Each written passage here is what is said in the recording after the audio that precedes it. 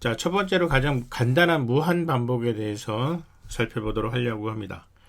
자, 일단 굉장히 간단하게 쓸 수 있는 반복문이거든요. 일단 무조건 무한 반복을 시키면서 진행을 하는 거죠. 그래서 특정 조건이 참인 경우에, 다시 말하면 브레이크를 걸어야 하는 조건을 생각을 해서 이 조건이 참인 경우, 브레이크 걸어야 되는 조건이 필요한 경우에 반복문이 끝나게 만드는 겁니다. 그래서 특정 작업을 무한히 반복하되 만일 특정 조건이 만족하는 경우에 반복을 중단하라 라는 생각을 해야 하는 문제가 있다면 이런 코드로 만들면 된다는 거죠. 자, while 괄호 안에 1. 우리가 2장에서 조건의 수식 또는 값 중에 1이라는 값은 참이라는 값으로 인식을 한다고 했습니다. 그래서 while 1 그렇게 하면 이 중괄호가 시작돼서 끝나는 이 사이에 있는 문장은 무조건 무한 반복하는 문장이 되는 거죠. 그런데 이렇게 무한 반복하는 문장들 중에 적절한 곳에 if문을 걸어서 조건을 걸어주는 거죠. 어떤 논리식에 따라서 조건을 따져서 중단하는, 브레이크를 걸어야만 하는 조건이 필요할 때 이 반복문을 끝낼 수 있게 해주는 것이죠. 그래서 이 논리식을 만들어내는 게 참 중요합니다. 예를 하나 들어볼게요. 1부터 10까지 반복해서 출력한다라는 그 프로그램을 만들어 볼게요. count라는 변수를 1로 놓고 무한 반복을 시킵니다. 근데 이 무한 반복에서 하는 일은 숫자를 출력하죠. count를 출력하고 count를 하나 증가를 시킵니다. 그래서 이 두 문장을 수행을 하게 되면 1부터 1, 2, 3, 4, 5, 6 계속 숫자가 늘어가면서 출력이 되겠죠. 그런데 이 반복문을 수행을 할 때 브레이크가 걸리는 문장이 여기 들어있죠.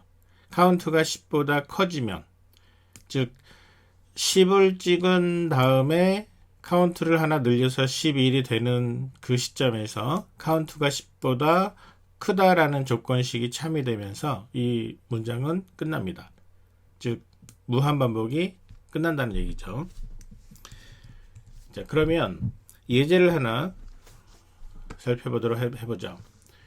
자, 0이 입력되기 전까지 계속해서 숫자를 입력받게 하는 프로그램입니다. 그러니까 숫자 입력받는 프로그램 scanf를 사용을 하죠. 그러면 넘버라는 변수를 놓고 숫자 하나 입력하라고 얘기하면서 숫자를 하나 입력을 받아요. 그런데 이 입력받은 이 숫자를 가지고 따져보는 거죠. 넘버가 0과 똑같은가? 그래서 넘버가 0이라면 브레이크를 건다. 자, 이거를 실행을 해볼게요. 실행을 하면 이렇게 됩니다. 숫자를 입력하시오 라고 화면에 출력이 되는데 숫자를 입력을 합니다. 2를 입력을 했어요. 넘버가 0이랑 똑같으냐?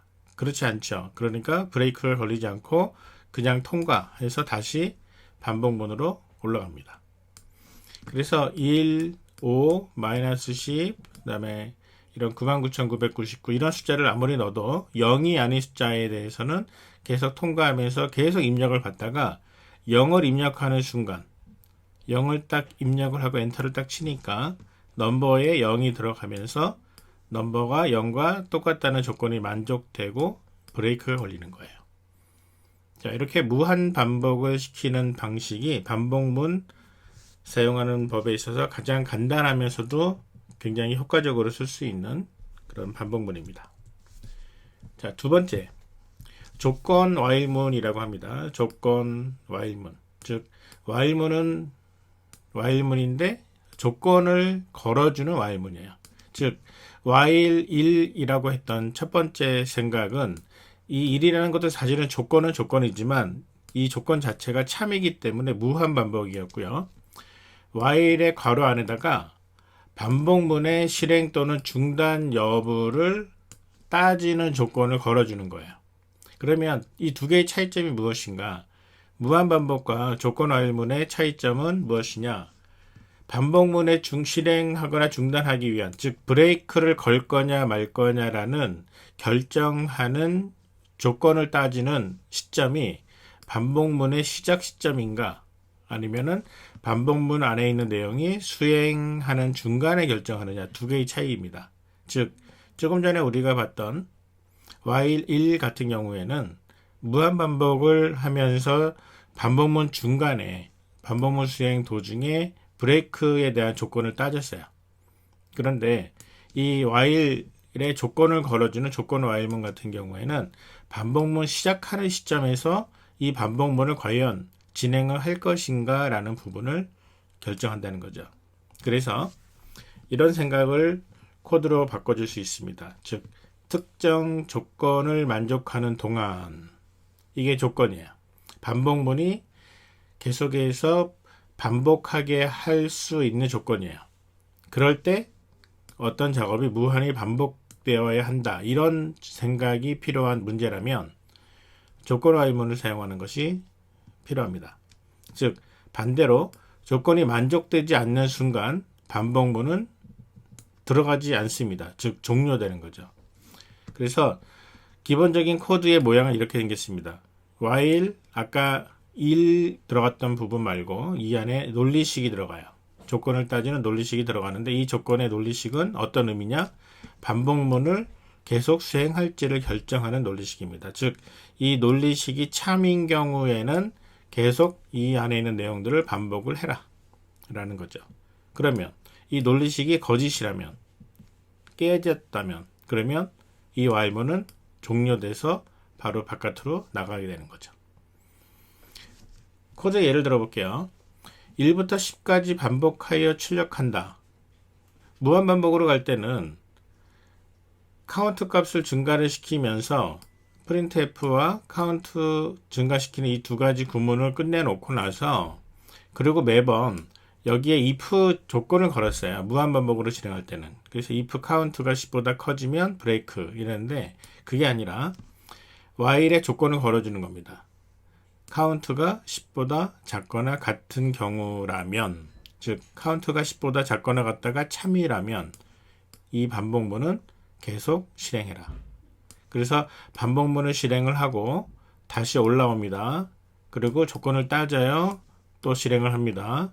그래서 계속 이렇게 반복을 돌리고 반복을 하다가 언제 깨져요? 10을 찍고 나서 카운트가 11이 됐는데 다시 반복문을 수행하려고 올라갔더니 조건을 따지는 카운트가 10보다 작거나 같으냐라는 조건에서 11이기 때문에 카운트는 10보다 작거나 같다는 조건은 거짓이 되는, 조건이 깨지는 거죠. 그래서 반복문을 유지하는 조건이 깨지는 순간 드디어 바로 바깥으로 건너뛰는 거죠. 자, 이게 조건 while문입니다. 예제를 하나 들어볼게요. 자, 양의 정수를 하나 입력받은 후에 1부터 이 숫자까지 모든 수를 화면에 출력하는, 그러니까 숫자를 하나 입력을 받은 다음에 1, 2, 3, 4에서 이 숫자까지 출력하는 거예요. 그러면 입력을 받을 때 양의 정수를 하나 입력하시오. 그리고 숫자를 입력을 받죠. 그럼 넘버라는 숫자로 입력을 받았다고 생각을 해봅시다. 카운트는 1이에요. 화면에 찍을 숫자는 1부터 출발하니까. 그러면 화면에 이렇게 찍습니다. 카운트 값을 찍는데, 이 카운트 값을 찍고 나서 카운트를 증가를 시켜요. 계속 증가를 시키는데 언제까지? 이 while문의 조건이 어떻게 돼요? 넘버가 카운트보다 크거나 같을 때. 즉 카운트는 계속 증가되고 넘버는 입력받은 내용이 그대로 있잖아요. 그래서 입력받은 그 숫자랑 비교했을 때 카운트가 입력받은 수에 비해서 작거나 같은, 카운트의 입장에서는 작거나 같은 거죠. 그래서 1부터 시작하는 카운트 값이 넘버를 넘지 않는 동안에 무한에서 반복해라. 사실 뭐 무한 반복이라고 하기는 애매하지만 어쨌든 이 조건이 만족되는 동안에는 계속해서 반복하게 하는 방식이죠. 그래서 15를 입력을 했을 때는 1부터 출발해서 반복문이 15번 실행을 하고 카운트가 16이 되는 시점에서 이 조건문이 깨지면서 브레이크가 걸리게 됩니다. 자, 이번에는 세 번째, for문이라는 반복 스타일이 있습니다. 자, for문이라는 거는 반복 횟수를 미리 알고 있는 경우, 그러니까 몇 번 반복해야 하는지를 프로그램을 만드는 시점에서 이 프로그램은 몇 번 돌아가면 된다 라는 그 횟수를 미리 알고 있는 경우, 또는 특정 범위에 해당되는 숫자만큼 반복해야 하는 경우. 그러니까 두 개가 비슷한 얘기이기는 하지만 어쨌든 정확하게 어떤 변수의 값이 언제부터 언제 사이에 있는 동안에 반복을 하라 라고 하는 방식으로 반복을 정의할 수 있을 때 이 포문을 사용을 합니다. 그래서 인덱스 변수라는 것을 사용을 해요. 반복을 컨트롤하기 위한 변수죠. 인덱스 변수의 처음 시작하는 초기값, 그 다음에 이 반복을 어떻게 결정할 것이냐, while문의 조건과 동일합니다. 반복을 결정하는 논리식, 이 논리식이 참인 경우에 계속 반복을 하라 라는 얘기고요. 그리고 이 인덱스 변수가 변화되어야 반복문이 실행되면서 뭔가 중단되는 브레이크를 향하여 가게 되겠죠. 그러니까 예를 들면 10번을 반복해라 그랬으면 인덱스가 1부터 시작을 해가지고 하나씩 늘어나는데 10보다 작거나 같은 동안에 뭐 이런 식으로 되는 거죠. 밑에 예를 들어 볼게요. 코드가 count가 인덱스 변수입니다. count는 1. 자, 1부터 7 출발했습니다. 그리고 반복을 결정하는, 브레이크를 걸 거냐 말 거냐, 반복을 지속할 거냐라는 조건식은 count가 10보다 작거나 같을 때예요. 그리고 반복이 수행되는 동안에 매번 count 값은 1씩 증가를 해라. 그러면 결국은 이 포문은 어떻게 의미가 되냐면 count가 1부터 하나씩 증가하면서 10이 되는 시점까지 10번 반복해서 이 문장을 실행을 해라 라는 의미가 되는 겁니다. 그래서 for문의 코드 규칙은 이렇습니다. for의 괄호 안에 세미콜론을 가지고 세 가지 구분을 나눠요. 초기화 구문, 그 다음에 논리식, 그 다음에 변수가 증가 또는 감소하는 구문, 인덱스 변수가 변화되는 그런 내용. 그래서 이 세 가지 내용을 한꺼번에 담아서 포문 안에다가 집어넣어 주는 거예요. 그리고 반복해서 수행해야 하는 구문을 어떤 식으로 넣든지 간에 이 포문은 초기화해서 논리식이 맞는 동안에 계속해서 실행이 되게 됩니다. 그래서 포문이 익숙해지면은 포문이 사용하는 것이 굉장히 편해질 거예요. 자, 예제를 한번 보도록 할게요. 1부터 100까지의 모든 수를 더한 값을 알아내라. 1부터 100까지의 모든 수를 더한다. 그럼 어떻게 더할까요? 1 더하기 2 더하기 3 더하기 4 더하기 해서 식을 굉장히 길게 써도 되겠지만 컴퓨터가 일하는 방식으로 프로그램을 짜게 되면 이렇게 짜는 게 좋습니다. sum이라는 변수를 하나 선언해요. sum이라는 변수는 처음 값이 0입니다. 그래서 이 sum이라는 변수에다가 1부터 100까지의 모든 수를 하나씩 더해 놓는 거예요. 누적해서 더한다. 누산하는 거죠. 그거를 위해서 인덱스 변수를 i라는 변수를 하나 선언을 해 놓고요. 반복을 돌립니다. 1부터 100까지를 돌려요. 그래서 초기 값이 1이고요. 그 다음에 조건식은 100보다 작거나 같은 동안에 하나씩 증가시키면서, 즉 이렇게 되면은 이 for문 안에서는 i는 1, 2, 3, 4 해서 100까지 100번이 바뀌어가면서 100번 수행하는 반복문이 되겠죠. 100번의 반복문 동안 무슨 일을 하느냐, 아까 처음에 0이라고 나왔던 이 sum이라는 변수에다가 계속해서 i를 더해 나가는 거예요. 원래 있던 sum에다가 i를 더한 다음에 다시 sum에다가 집어넣어라. 그러면 1 집어넣고 2 집어넣고 3 집어넣고 해서 계속 더해 나가는 거야. 그래서 sum이 언제까지? i가 100보다 작거나 같은 조건이 만족되는 때까지, 즉 i가 100일 때까지 sum에 더해 나가겠죠. 그래서 1부터 100까지 모두 더한 값을 sum이라는 변수에다가 담아 놓을 수가 있게 되고 그거를 화면에 출력하는 겁니다. 실행하면 5050이라는 값이 나오는 거죠. 자, 반복문을 이런 식으로 사용하는 것을 계속해서 보고 있습니다. 자, 또 다른 예제를 하나 보도록 하죠. 9구단에 5단을 출력하는 프로그램 한번 생각을 해볼게요. 자, 5단은 어떻게 생기냐면 이제 이렇게 생겼죠. 5단. 5 곱하기 1은 5, 5 곱하기 2는 10 해가지고 9번의 9구단에 각 항이 5 곱하기 9는 45까지 해서 9번이 나오잖아요. 자, 이 출력해야 되는 9줄을 생각을 해보세요. 일단 반복은 9번 반복해야 됩니다. 그럼 이 반복하는 동안에 어떤 식으로 화면에 출력하는지를 보세요. 출력하는 내용의 세 부분, 즉 이 부분하고 이 부분하고 이 부분을 생각을 해보세요. 그러면은 첫 번째 부분은 전부 다 5예요. 그러니까 5는 모두 동일해요. 두 번째 부분은 1부터 시작을 해가지고 9까지 하나씩 늘어가고 있습니다. 그러면 이 변수는 인덱스 변수로 쓰면 되겠네 라고 생각하면 되겠죠. 인덱스 변수가 하나씩 증가시켜가는 셈이니까. 세 번째 변수를 한번 생각해 볼게요. 세 번째 변수는 어떤 변수냐면 첫 번째 숫자와 두 번째 숫자를 실제로 곱한 수를 얘기합니다. 그렇죠. 9구단이니까 당연히 그렇겠죠. 그래서 출력 내용의 세 가지 파트를 생각을 해서 이 내용을 그대로 프로그램으로 옮겨가는 거죠. 반복은 1부터 9까지 포문을 사용을 하고 세 가지 부분, 숫자가 들어가는 세 가지 부분이 있는데요. 이 세 부분에 대해서 첫 번째는 5로 동일합니다.